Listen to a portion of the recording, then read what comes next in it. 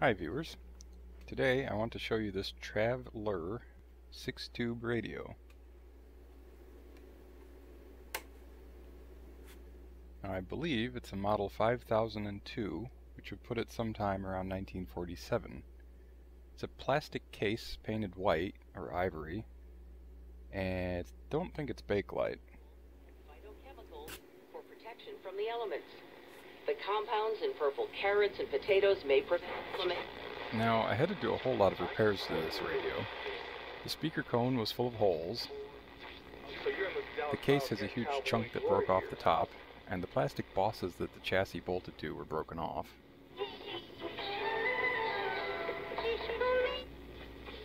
Now, as you can see, the problem is that AM radio kind of sucks.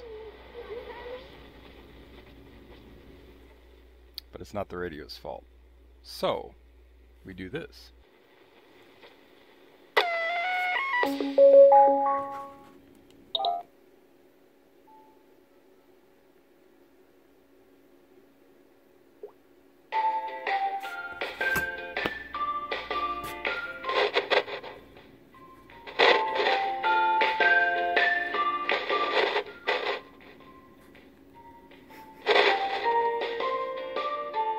That's right, it's Bluetooth.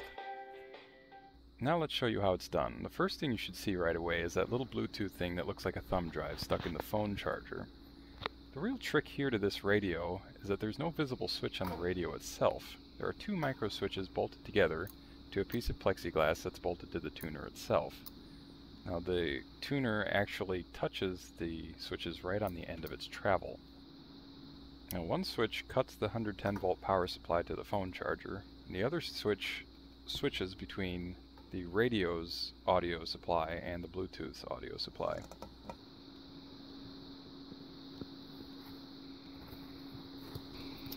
As you can see, I've recapped the whole thing. The shielded wires that come from the top go through this little gap between the chassis and the speaker.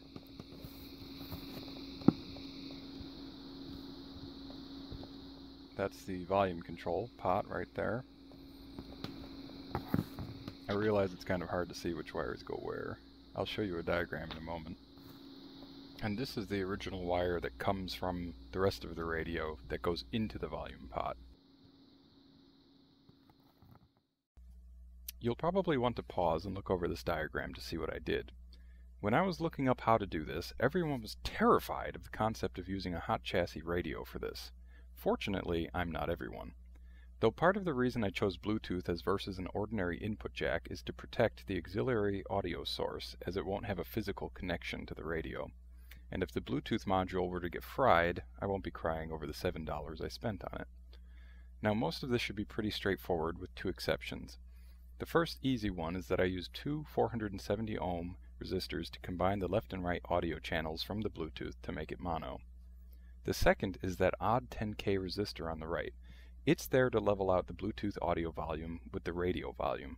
I don't remember which one was too high or low, but I tested several different values to see which one was the best compromise, as it does affect radio volume slightly as well. And there you have it, the Trav-Ler 5002 from 1947, now equipped with Bluetooth. Thanks for watching.